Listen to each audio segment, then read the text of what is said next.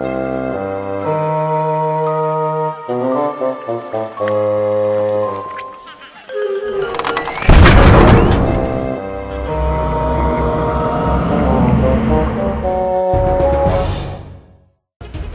I'm Tamara Bush. Thank you for choosing News 13.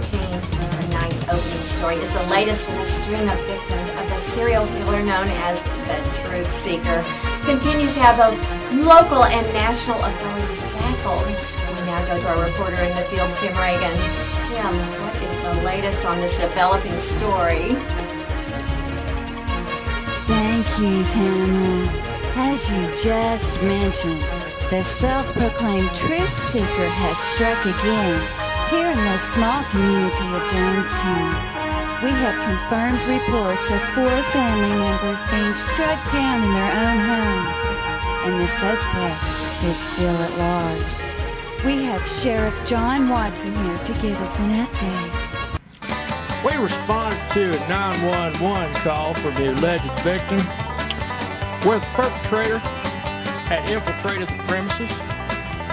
We attempted to apprehend the suspect, which we later learned had fled in his vehicle. Now, high-speed pursuit commenced, leading us to a small town of Slaughterville, where the abandoned vehicle was found containing a heinous odor of alcohol. Now, we believe that heinous odor is still about the person who's the alleged perpetrator.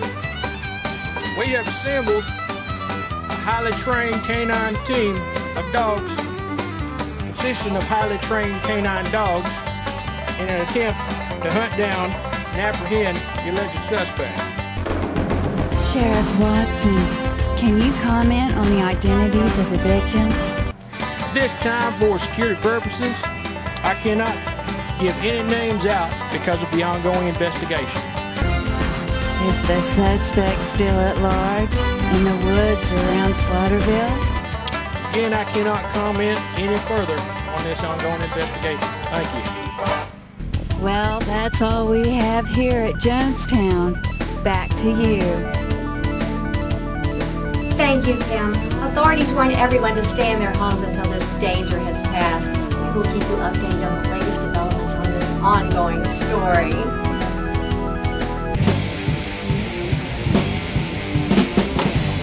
Republican Governor Frank Colburn has signed the papers sealing the fate of death row inmate David Wayne Carson.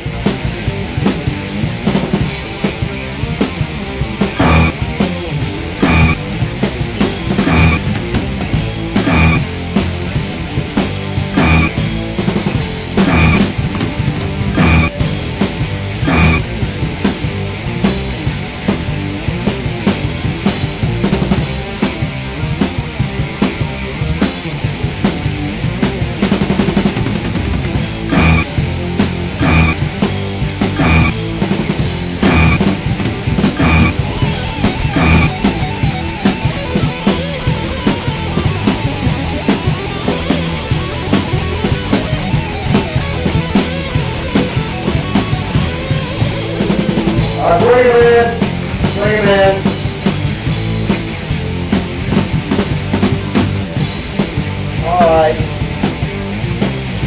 Alright, convicts, let's have you turn to the left, and now turn to the right, and now we need a forward profile, come on, that's it.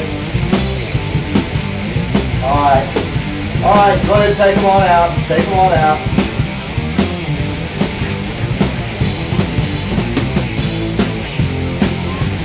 Okay, now Rebecca, I need you to pay good attention to this, and you're the only eyewitness. We need for you to pick a guy out of this lineup. Okay. Okay, take a good look at him and take your time. Alright, convicts, let's have you turn to the left,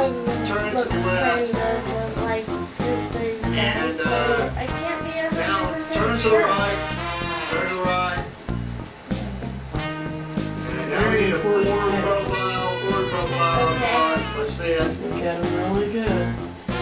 Alright, go ahead and take them on out, That one does look good right there too. Good enough.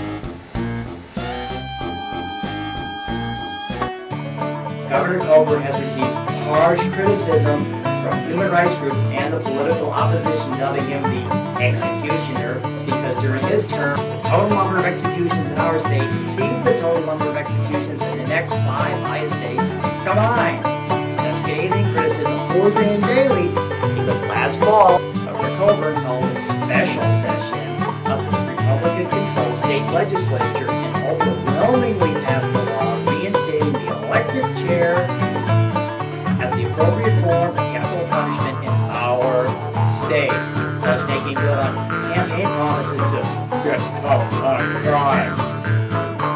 We now move to our political correspondent, Nikki Nixon, who is the state speaker of the House, Republican Lloyd Grady, who is instrumental in enacting the controversial proposal. Nikki? Thank you, Thomas. As you mentioned, I'm here with House Speaker Lloyd Grady. Good evening, Mr. Grady. How are you? I'm very well indeed, Nikki. I want to thank you for asking me.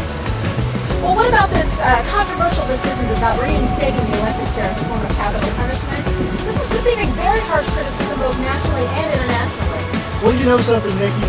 Those groups that are criticizing the governor and I's decision, they're nothing but a bunch of liberal, pansy-ass wimps. And quite frankly, I don't give a rat's ass what those wackos over there in Europe and the United Nations think. No one, I repeat, no one is going to teach this old dog how to hunt his own backyard. Well, those are some pretty harsh statements, Mr. Speaker. Yes, they are. And the governor and I stick by our word. We are getting tough on crime, and we both think that leaders should lead. Well, what about this David Wayne Carson execution at 1 a.m. tomorrow? What are your thoughts on that? You know something, Nikki? I support that decision 100%. I say fry the bastard, and that's just what we intend to do. You know, the governor and I, we just want to get this execution business behind us because we got this pro-life conference to attend tomorrow morning to discuss proposed legislation to bring these famous hackers, I repeat, murderers, up on criminal charges leading to capital punishment. What you hear? It is my best friend, Reverend Winchester. Did you bring a copy of that book? Yes. My goodness, I love this book. God and Guns, Praise Jesus, and Pass Me That Assault Weapon. That is great reading. I read that with a warm glass of milk every night before I go to bed. You brought 2 tickets front row. Look at you got a little grade R.I.P. on it. We're gonna watch that bastard fry so much tonight. It's gonna be great. Praise Jesus, exactly. Here we go. Well, you know something, Nikki? You know how much I love executions. I don't want to miss any of that action. And I just want to say this to all my constituents that may be watching on this program. Praise Jesus. Come on, Rev. Let's go watch that bastard get fried.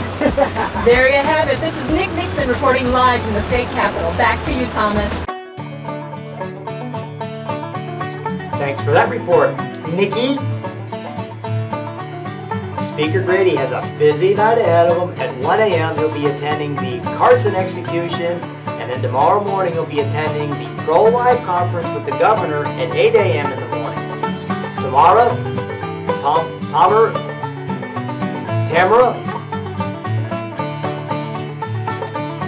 When we come back, a report that will make you fear for your child's safety on the playground.